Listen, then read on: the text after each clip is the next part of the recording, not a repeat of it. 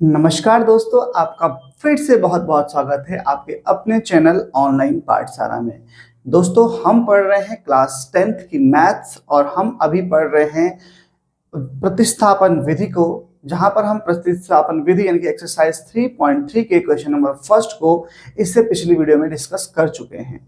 आज की इस वीडियो में हम क्वेश्चन नंबर 2 और अन्य जो क्वेश्चंस हैं एक्सरसाइज 3.3 के उनको डिस्कस करने वाले हैं, तो वीडियो को अंत तक जरूर देखिएगा। तो चलिए शुरू करते हैं। आपके पास सामने है question number 2, solve 2x + 3y = 11 and 2x - 4y = -24।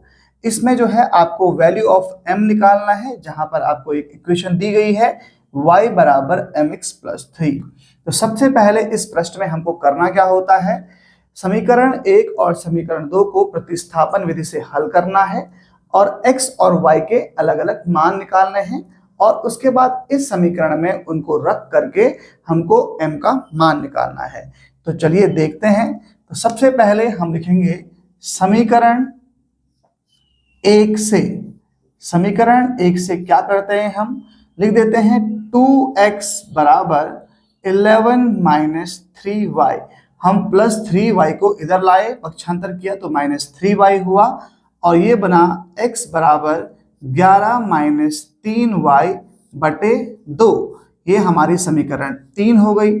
अब प्रतिस्थापन विधि में क्या किया जाता है, समीकरण 2 में मान रखने पर किसका मान रखते हैं, समीकरण 3 का मान रखते हैं। तो रखेंगे मान को, ये हो जाएगा 2 गुणा x का मान है 11 - 3y/2 - 4y = -24। यहां से 2 से हम 2 कैंसिल कर देंगे, हमारे पास बचता है 11 - 3y - 4y = -24। 4 और 3 हो गया 7, यानी हो गया -7y बराबर -24 और धन का ये 11 है, ये इधर आके हो जाएगा -11। तो ये बचा आपका 7y बराबर, इन दोनों को ऐड कर देंगे, माइनस माइनस का प्लस हो जाएगा। 4 और 1 हुआ 5, 2 और 1 हुआ 3, ये हुआ 35 यानी कि 35। और इस तरह से y बराबर हमारा बचा 35/5 यानी कि 7 × 5 = 35। तो हमने यहाँ पर हमारे पास y का मान आ चुका है। अब जो है हमारे पास y का मान है, हमको x का मान निकालना है। तो x का मान निकालने के लिए हम क्या करते हैं, हम समीकरण 3 में y का मान रखते हैं। तो लिखेंगे समीकरण 3 में y का मान रखने पर, तो यहां पर ये हो जाएगा x = 11 - 3 × 5 यानी कि y का मान आपने 5 रख दिया बटे 2। तो ये हो जाएगा 11 - 5 × 15/2 और 15 में से 11 बचा, 11 माइनस किया तो ये हुआ -4/2 और 2 से -4 कटा, तो ये हमारे पास x बराबर आ गया है -2। तो हमारे पास y और x के मान आ चुके हैं। अभी क्योंकि हमको m का मान निकालना है, तो अब हम y और x का मान यहाँ रखेंगे। तो y के स्थान पर हम रख देंगे 5 बराबर m निकालना है, x की जगह पर हम रख देंगे -2 और ये हो जाएगा +3। अब जो है 3 को पक्षांतर करते हैं तो ये हो जाएगा 5 + 3 यहाँ आके -3 = m-2। तो 5 में से 3 गया, बचा 2 बराबर m-2 और इस तरह से m बराबर हुआ 2/-2, क्योंकि माइनस यहाँ पर हो जाता है तो 2 से 2 कैंसिल हुआ, ये बचा 1। तो m का जो है अभीष्ट मान यहाँ पर आ चुका है -1।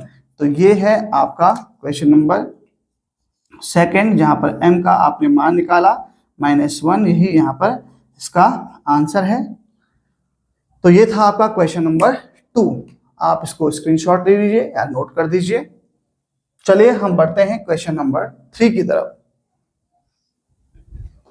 क्वेश्चन नंबर 3 हमारे पास है, form the pair of a linear equation from the given problems. हमारे सामने कुछ जो है वर्ड प्रॉब्लम्स दी हुई हैं हमने इनसे इक्वेशंस बनानी है और इन इक्वेशंस को प्रतिस्थापन विधि से सॉल्व करना है और इन प्रॉब्लम्स को सॉल्व करना है और इनके आंसर निकालने हैं। पहला क्वेश्चन हमारे सामने है, the difference between two numbers is 26 and the number is 3 times the other, find them. हमारे पास दो संख्याएं दी हुई हैं, वे दो संख्याएं कौन सी हैं वो अभी हमको वो निकालनी है। बस हमको सिचुएशन दे रखी है कि माना जो दो संख्याएं, पहले हम ले लेते हैं, माना पहली संख्या बराबर हो गई x, late the first number is x, और माना दूसरी संख्या बराबर हो गई y, दूसरी संख्या हो गई y। अब जो है वो कह रहा है कि difference between two numbers is 26। तो प्रश्नानुसार इन दोनों संख्याओं के बीच का जो अंतर है, प्रश्नानुसार वो बोल रहा है कि वो है 26 यानी कि 26, और कह रहा है कि जो पहली संख्या है, एक संख्या है, वह दूसरी संख्या से 3 गुनी बड़ी है। तो यानी कि हम मान लेते हैं, माना जो x है वह क्या है, इस y से 3 गुनी बड़ी है। तो यहाँ पर हमारे पास इक्वेशन 1 और इक्वेशन 2 बन चुकी है, समीकरण 1 और समीकरण 2। अब हमको इनको जो है प्रतिस्थापन विधि से सॉल्व करके x और y का मान निकालना है, यानी कि दोनों संख्याएं निकालनी है। तो क्या लिखेंगे हम, समीकरण 2 से x का मान 1 में रखने पर, x का मान रख देंगे हम समीकरण 1 में, तो x का मान है 3y, तो 3y रख देते हैं, तो ये हो जाएगा 3y माइनस y बराबर 26। 3y में से 1y गया, ये बचा 2y बराबर 26, और इस तरह से y बराबर हुआ 26/2 यानी कि 13। तो y बराबर आ गया है 13। अब जो है इस y का मान हम रखेंगे समीकरण 2 में, और उस से हमको जो है x का मान भी प्राप्त हो जाएगा। तो y का मान समीकरण 2 में रखने पर तो ये हो जाएगा x बराबर 3 गुणा 13, और ये बचा x बराबर 13 39 यानी कि 39। तो हमारे पास x और y के मान निकल गए हैं, यानी कि दोनों संख्याएं जो है, पहली संख्या है 13 और दूसरी संख्या है 39। अगर हमको चेक करें तो क्या इनका अंतर 26 आ रहा है, हम चेक करते हैं। तो चेक कैसे किया जाता है, बोल रहा है इनका अंतर 26 है, क्या इनका अंतर 26 है? तो देखो 9 में से 3 गया 6 और 3 में से 1 गया 2, तो 26 है। दूसरी सिचुएशन चेक करते हैं, क्या ये 3 गुना है इसका, तो 13 तिया होता है 39, यानी कि ये क्या है, ये दोनों जो कंडीशंस हैं उनको क्या है, सेटिस्फाई कर रहा है। इसका मतलब हमारा आंसर सही है। तो अभिष्ट वे दो संख्याएं कौन कौन सी हैं, 13 और 39। ये था हमारा तीसरे का पहला पार्ट। अब देखते हैं अगला क्वेश्चन क्या है, the larger of to supplementary angles exceed the smaller by 18 degree, find them. वो हमारे पास बोल रहा है, माना कि दो संपूरक कोण हैं हमारे पास, क्या है, सप्लीमेंट्री एंगल्स, यानी क्या होता है, संपूरक कोण। तो माना बड़ा संपूरक कोण यानी कि supplementary angle, let the first supplementary angle is equal to x, and छोटा संपूरक कोण बराबर y। ये हमने मान लिया है दो कोण। अब क्योंकि हमको पता है कि संपूरक कोणों का जो योग होता है वह कितना होता है, angle x plus angle y जो होता है हमेशा ये होता है 180 संपूरक कोणों का योग। तो ये हमारे पास समीकरण 1 आई। और समीकरण 2 जो है हमारी सिचुएशन से बनेगी, वो कह रहा है कि जो बड़ा कोण है यानी कि जो x है वो क्या है, छोटे कोण से, जो बड़ा कोण है वह छोटे कोण से 18 अधिक है। तो ये हमारे पास बनी इक्वेशन सेकंड। तो अब क्या करेंगे, हम प्रतिस्थापन विधि का उपयोग करेंगे। तो वही x का मान समीकरण 1 में रखने पर तो x बराबर है y प्लस 18, तो ये हो जाएगा y प्लस 18 प्लस y बराबर 180। तो y और y कितना हो गया, 2y बराबर 180 माइनस 18, तो 2y बराबर हो जाएगा, 10 में से 8 गया 2, और यहाँ पे बचा 7, 7 में से गया 6, ये हो गया 162। और यहाँ से y बराबर निकल जाएगा 2 8 16, 2 एकम 2, यानी कि y बराबर आ गया है 81। जो है एक कोण हमारे पास 81 आ गया है। तो दूसरा कोण क्या हो गया, समीकरण 2 में मान रखने पर, तो y का मान समीकरण 2 में रखने पर क्या हो जाएगा, x बराबर 81 प्लस 18, तो कितना हो जाएगा, x बराबर 8 और 1 9, 8 और 1 9, तो 99 डिग्री। तो यहाँ पे दोनों कोण आ चुके हैं, x बराबर 99 और y बराबर 88। तो ये हमारे अभिष्ट दो समपूरक कोण हैं, 81 और 99। आप अपने आंसर को चेक भी कर सकते हैं, अगर 81 में 18 ऐड करते हैं तो 99 आ जाता है। और दूसरा वो कह रहा था कि ये दोनों क्या है, समपूरक कोण है, तो 9 1 10 का 0, हासिल 1, 9 और 8 17 और 1 18, 180। तो ये दोनों को क्या कर रहे हैं, इसको सेटिस्फाई कर रहे हैं, इसलिए जो है हमारे पास ये समपूरक कोण आ चुके हैं। ये था हमारा क्वेश्चन नंबर 2। आई होप आपको चीजें समझ में आ रही हैं। यदि आपको क्वेश्चन समझ में आ रहे हैं तो आप हमारे वीडियोस को लाइक कर सकते हैं। चलिए बढ़ते हैं क्वेश्चन नंबर 3 के पार्ट 3 की तरफ। अब देखते हैं ये क्वेश्चन क्या कहता है, और इसको भी हम प्रतिस्थापन विधि से ही सॉल्व करेंगे। तो पढ़ते हैं क्वेश्चन नंबर 3 को। तो ये क्वेश्चन क्या है, the coach of a cricket team buy 7 bats and 6 ball for 3,800 rupees. एक कोच ने, जो क्रिकेट की बैट है और बॉल है, तो 7 बैट और 6 बॉल को खरीदा 3800 रुपये का, और उसके बाद उसने जो है 3 बैट और 5 बॉल को खरीदा 1750 रुपये का। तो हमको प्रतिस्थापन विधि से निकालना है बैट और बॉल की कीमत, the cost of bat and ball. तो लिखेंगे यहाँ पर कॉस्ट ऑफ बैट, ये मानते हैं हम, तो लेट माना cost of bat is equal to x rupees and cost of ball is equal to y rupees. अब हमको इसको निकालना है, सॉल्व करना है। तो प्रश्नानुसार यानी कि according to question, according to question क्या दिया है क्वेश्चन में कि इसका जो है 7, पहली कंडीशन में, फर्स्ट कंडीशन में क्या किया गया, 7 बैट खरीदे गए और कितनी बॉल खरीदी गई, 6 बॉल खरीदी गई, और कितने रुपए में खरीदी गई, ये खरीदी गई है 3800 रुपए में। ये समीकरण 1 बना। दूसरी कंडीशन में क्या हुआ, दूसरी कंडीशन में क्या हुआ कि इन्होंने 5 बैट खरीदे और कितनी बॉल खरीदी, जो यहाँ पर 3 बैट खरीदे, 3 बैट खरीदे हैं और खरीदी हैं 5 बॉल्स, और ये इनको पड़ी है 1750 रुपए की।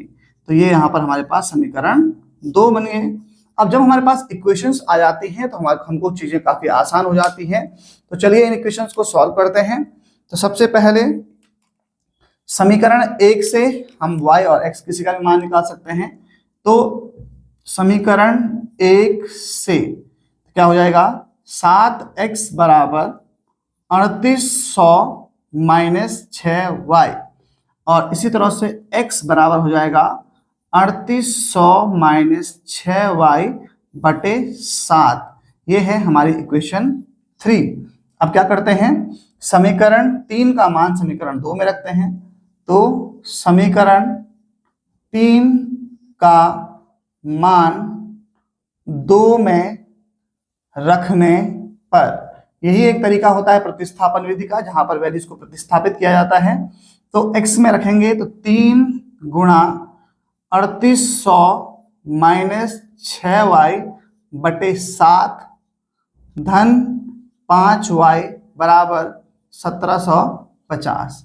अब इसको सॉल्व करेंगे, 3 को अंदर गुणा करते हैं तो 8 3 24 का 4, हासिल 2, 3 3 9 10 11, 114 माइनस 6 3 18 y बटे 7 है, तो 7 को हम यहाँ पे एलसीएम ले लेते हैं, तो 7 पंजे 35 y हो गया, और बराबर 7 को यहाँ गुणा भी कर देते हैं, तो 7 शून्य के 0, 7 पंजे 35 का 5, हासिल 3, 7 7 49, 50 51 52 का 2, हासिल 5, 7 कम 7, 8 9 10 11 12। तो ये आपके पास आया इस तरह से। अब हम y को सॉल्व करेंगे, तो 35 में से 18 गया, हमारे पास बचता है 17 y बराबर, अब यहाँ पर इन दोनों को माइनस करना पड़ेगा, तो 12,250 माइनस 11,400, तो ये 17y बराबर है। तो देखिए 0 से 0, 5 का 5, 12 में से 4 गया 8, 1 में से 1 गया 0 और 1 में से 1 गया 0, और यहाँ पर y बराबर हुआ 850 बटे 17, तो ये हुआ 17 पंजे 85, और ये आपके पास y बराबर 50 रुपये आ चुका है। और हमने y क्या माना था? हमने y माना था बॉल, यानी कि एक बॉल की कीमत कितनी हो गई है? 50 रुपये। अब हम बैट की कीमत निकालेंगे, तो y का मान समीकरण 3 में रखने पर लिखेंगे y का मान समीकरण 3 में रखने पर क्या हो जाएगा? x बराबर 3800 माइनस 6 गुणा 50, y है 6 गुणा 50 बटे 7, तो इसको सॉल्व करते हैं, तो 3800 माइनस 6 पंजे 30, 300 बटे 7, और यहाँ पर 0 से 0, 0 से 0, 5 में से 8 में से 3 गया 5, और ये बचा 3 35, और यहाँ पे 7 से काटेंगे 35 को, 7 पंजे 35, कितना आया? 500। तो यहाँ पर हमारे पास x बराबर आ चुका है 500 रुपये। तो इस तरीके से हमने निकाला, तो यहाँ पर हम आंसर में लिख सकते हैं, इसलिए so cost of bat is equal to 500 rupees and cost of ball is equal to 50 rupees, और यही आपका क्या है? आंसर हो जाता है। तो आई होप आपको समझ में आ रहा है, तो आप इसको नोट कर दीजिए या स्क्रीनशॉट ले लीजिए। वैसे साथ साथ आप नोट अगर करते हैं तो चीज़ें काफ़ी क्लियर हो जाती हैं। तो ये आपका था क्वेश्चन नंबर 3 का थर्ड पार्ट। तो चलिए बढ़ते हैं क्वेश्चन नंबर 4 की, इसके क्वेश्चन नंबर 3 के फोर्थ पार्ट की तरफ। तो क्वेश्चन नंबर 4 यहाँ पर क्या कहता है? ये कहता है कि the taxi charges in a city consist of a fixed charge together with a charge for the distance covered। एक टैक्सी जो है वो उसका भाड़ा जो है पहले नियत भाड़ा है, और उसके बाद जितने किलोमीटर वो आगे बढ़ता है साथ साथ में उसका जो किराया है वो भी पर किलोमीटर के हिसाब से बढ़ता जाता है। तो हमने क्या निकालना है? हमने निकालना है कि 10 किलोमीटर चलने पर यदि उसका भाड़ा 105 रुपये हुआ, यदि 15 किलोमीटर चलने पर उसका भाड़ा 155 रुपये हुआ, तो अगर वो 25 किलोमीटर चलता है तो किसी आदमी को कितना रुपया देना पड़ेगा? तो ये हमको निकालना है। तो कैसे निकाला जाएगा देखते हैं। तो सबसे पहले हम मान लेंगे, माना जो है फिक्स किराया जो है वह कितना है? x है। तो ये हमारा क्वेश्चन नंबर 3 का फोर्थ पार्ट लिखेंगे, लेट फिक्स फेयर या charge is equal to x rupees. नियत भाड़ा आप लिख सकते हैं कि माना x रुपये है, और per kilometre charge is equal to y rupees आपने माना। अब अकॉर्डिंग टू क्वेश्चन वो क्या बोल रहा है कि माना क्या हुआ? अकॉर्डिंग टू क्वेश्चन इसको लिख देते हैं कि सबसे पहले नियत भाड़ा तो पड़ेगा ही पड़ेगा, x रुपये तो उसको पड़ेगा ही पड़ेगा, लेकिन वो 10 किलोमीटर चला यानी कि 10y चला, और उसको पैसे पड़े कितने? 105 रुपये उसको चार्ज पड़ा। तो ये हमारे पास क्वेश्चन फर्स्ट हो गया। दूसरी कंडीशन में वह 15 किलोमीटर चला, तो ये तो पड़ेगा x रुपीज, और 15 जो है वह चला जब, तो उसको पैसा पड़ा 155, 155 रुपए उसको पड़ा। तो ये हमारे पास इक्वेशन सेकंड हो गई। चलिए इनको प्रतिस्थापन विधि से सॉल्व करते हैं और जल्दी से निकालते हैं यहाँ पर कितना है फिक्स चार्ज और कितना है पर किलोमीटर चार्ज। तो देखेंगे, तो सबसे पहले फ्रॉम इक्वेशन फर्स्ट क्या हो जाएगा, x is equal to 105 minus 10y। हमने क्या किया, 10y को इधर लाए तो पक्षांतर करने के बाद हमारे पास समीकरण 3 प्राप्त हो जाती है। अब जो है x का मान क्या लिखेंगे, putting value of x in equation second. हमको जो है हिंदी और इंग्लिश मीडियम में ज़्यादा डिफरेंशिएट नहीं करना है कि इंग्लिश में पढ़ाया जा रहा है हिंदी में पढ़ाया जा रहा है, क्योंकि मैं इसको एक्सप्लेन हिंदी में भी कर रहा हूँ और इंग्लिश में भी कर रहा हूँ, तो आपको कंफ्यूज नहीं होना है। x का मान समीकरण 2 में रखने पर तो क्या हो जाएगा, 105 माइनस 10y धन 15y और बराबर है 155। हमने क्या किया, इस x के वैल्यू को यहां पर पुट कर दिया, जो ये x का वैल्यू था इसको हमने यहां पुट कर दिया। तो क्या हो गया, यहां पर 15 में से 10 गया, ये बचा 5y और 105 को हम इधर लेके आ जाएंगे पक्षांतर करके। तो 105 जो है प्लस में है, इधर आके माइनस में हो जाएगा। तो ये हुआ 5y बराबर, 5 में से 5 गया 0, 5 में से 0 गया 5 और इनमें से 1 गया कुछ नहीं, तो y बराबर हमारे पास बचा 10, यानी कि y का वैल्यू हमारे पास आ गया है 10, 5.50। ठीक है, अब y का वैल्यू कहाँ पुट करते हैं, हमेशा इक्वेशन थर्ड में। तो putting value of y in equation third, तो रख देंगे x बराबर 105 माइनस 10 गुणा गए 10, तो x बराबर हो गया है 105 माइनस 100 और x बराबर आ चुका है 105 माइनस 100 कितना हो जाएगा, 5 हो जाएगा, 5 रुपए। 105 में से 100 गया 5 रुपए, यानी कि नियत जो किराया है वह 5 रुपए तो पड़ेगा ही पड़ेगा, लेकिन पर किलोमीटर पे जो है वो 100 रुपए पड़ेगा, 10 रुपए पड़ेगा, सॉरी। अब हमको निकालना है कि 25 के हमारे पास निकाल दिया है हमने, फिक्स चार्ज निकाल दिया है, वो निकाला है 5 रुपए, और पर किलोमीटर चार्ज निकाल दिया है, वो निकाला है 10 रुपए। अब हमको निकालना है कि अगर वो 25 किलोमीटर चलता है तो कितना किराया होगा। तो सिंपल ये है, 5 रुपए तो पड़ेगा ही पड़ेगा, लेकिन 25 किलोमीटर पे जो है अगर वो 10 रुपए उसको पड़ता है तो कितना हो जाएगा, 25 250 और 5 रुपये इसमें और ऐड होगा, तो 255 रुपए जो है उसको अदा करने पड़ेंगे यदि वह 25 किलोमीटर की यात्रा करता है। तो ये था आपका क्वेश्चन नंबर 3 का फोर्थ, जहां पर हमने फिक्स चार्ज और पर किलोमीटर चार्ज निकाला। बढ़ते हैं क्वेश्चन नंबर इसके 5 पार्ट की तरफ। यहाँ पर एक फ्रैक्शन है जो कि बन जाता है 9/11। If fraction becomes 9/11 if 2 is added both numerator and denominator, यानी कि एक जो भिन्न है यदि उसके अंश और हर में 2 जोड़ा जाता है तो वो क्या बन जाती है, 9/11 बन जाती है, और यदि उसके अंश और हर में 3 जोड़ा जाता है तो वो 5/6 बन जाती है। हमको वो फ्रैक्शन निकालनी है, भिन्न निकालनी है, बहुत ही आसान क्वेश्चन है। तो लिखेंगे लेट माना अंश बराबर x, यानी कि न्यूमरेटर बराबर x और हर यानी कि डिनोमिनेटर बराबर y, और इसलिए भिन्न बराबर क्या हो जाएगी, x/y, जहां पर y नॉट इक्वल टू 0। ये तो हमको पता ही है, कोई भी जो फ्रैक्शन होता है y नॉट इक्वल टू 0। अब जो है अकॉर्डिंग टू क्वेश्चन, प्रश्नानुसार वो क्या कह रहा है, क्या कह रहा है कि यदि हम इसके अंश और हर में 2 जोड़ दें तो जोड़ दीजिए, ये आपके पास भिन्न है, इसके अंश में 2 जोड़ दीजिए, इसके हर में 2 जोड़ दीजिए, तो ये भिन्न क्या बन जाती है, 9/11 बन जाती है।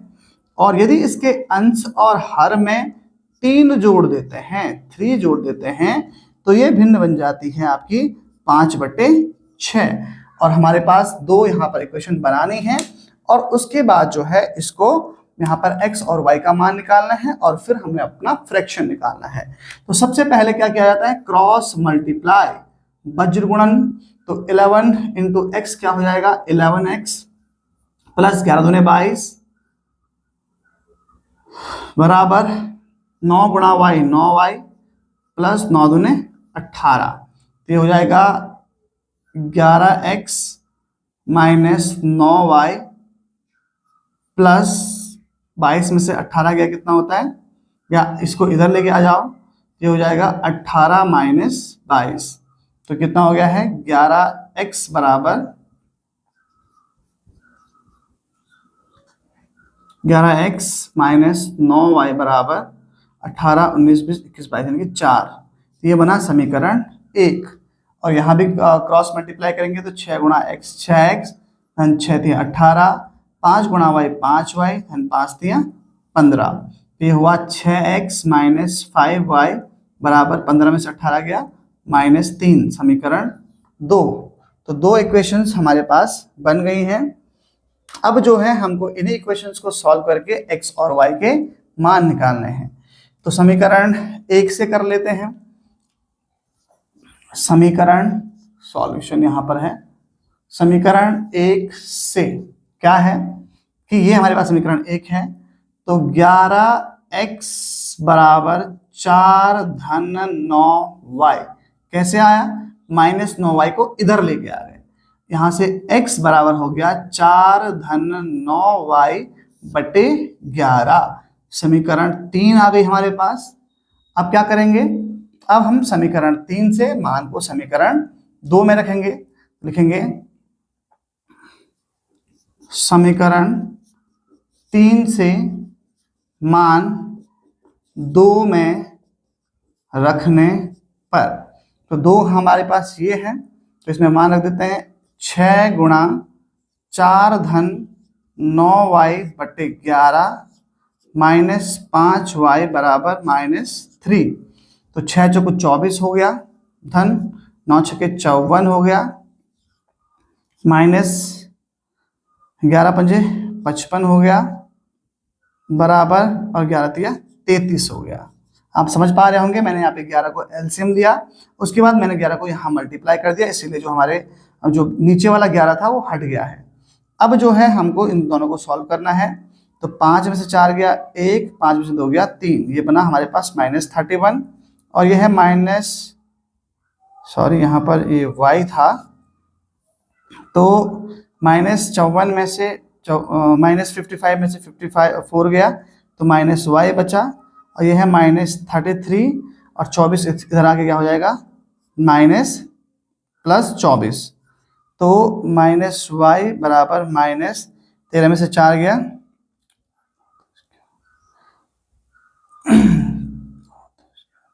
9, और यहाँ पर 1 में से 1 गया कुछ नहीं, 1 यहाँ पे 2 में से 2 गया 0। तो y इक्वल टू आ गया हमारे पास 9।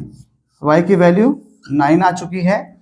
अब जो है y का मान रखने पर क्या हो जाएगा, x बराबर -4 प्लस 9 गुणा 9 बटे 11, तो क्या हो जाएगा 9 में 81 माइनस 4 बटे 11, 81 में से 4 गया बचा 77 बटे 11, और 11 को 77 से काटेंगे, ये क्या बच जाएगा 11 सते 77, तो हमारे पास आया 7। तो x बराबर हमारे पास आ चुका है 7। और इस तरीके से हमारे पास अभीष्ट भिन्न जो है वो जो आ गई है, वो क्या आ गई है x बटे y यानी कि 7 बटे 9। तो हमारे पास ये जो भिन्न है वो आ चुकी है 7 बटे 9। आई होप आपको समझ में आया होगा। स्टेप वाइज अगर आप देखेंगे तो आपको पूरा समझ में आएगा। तो यहाँ से हमने शुरू किया, फिर हमने यहाँ से इक्वेशन फर्स्ट और सेकंड बनाई, फिर यहाँ पे थर्ड रखा, उसके बाद y का मान समीकरण यहाँ रखा। तो अगर आप स्टेप वाइज देख रहे हैं और नोट कर रहे हैं तो आपको कन्फ्यूजन नहीं होगा, लेकिन ऐसे में तो थोड़ा कन्फ्यूजिंग लग रहा है, तो इसीलिए स्टेप वाइज नोट डाउन करते रहिए, साथ साथ में पेन और पेंसिल पेन और कॉपी अपने पास रखिए। तो बढ़ते हैं इसके पार्ट 5 की तरफ। जो इसका पार्ट 6 है, सॉरी 5 तो अभी हम कंप्लीट कर चुके हैं। अब इसका पार्ट 6 क्या कहता है, यहाँ पर जैकब और उसके है पुत्र की आयु हमको निकालनी है। कैसे निकालेंगे, क्वेश्चन क्या है पहले समझते हैं। क्वेश्चन में लिखा गया है 5 years hence the age of Jacob will be 3 times that of his son। तो सबसे पहले हम जो निकालना होता है हमेशा वो लिखते हैं। तो माना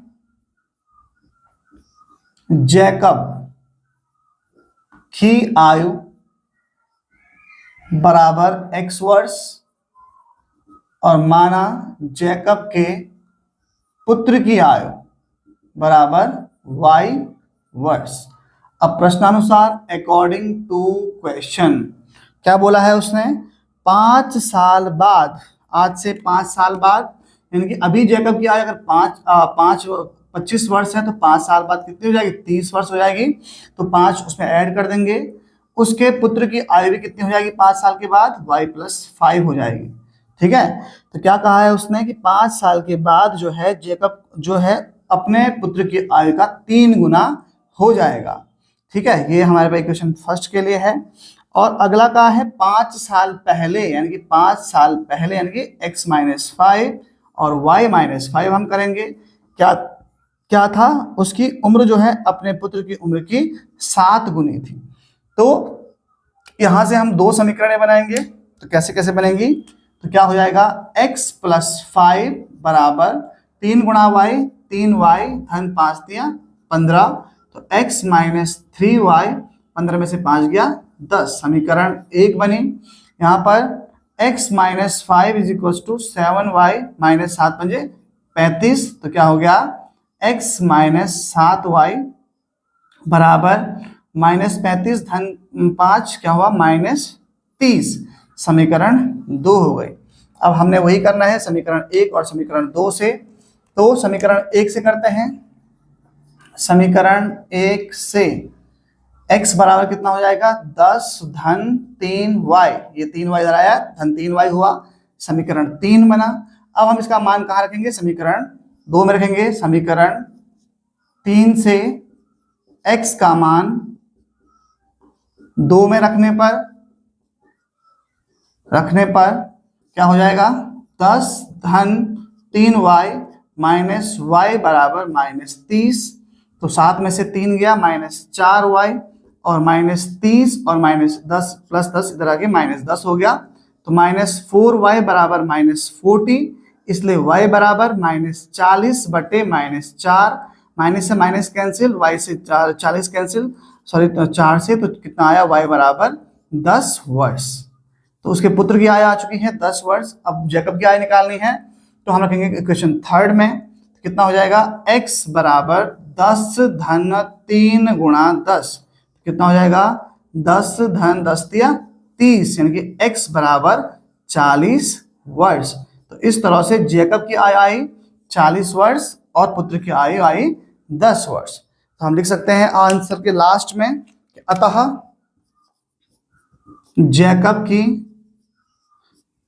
वर्तमान आयु, ये वर्तमान आयु हम निकाल रहे हैं, बराबर 40 वर्ष और पुत्र की वर्तमान आयु बराबर 10 वर्ष। ये आपका आंसर हो गया है।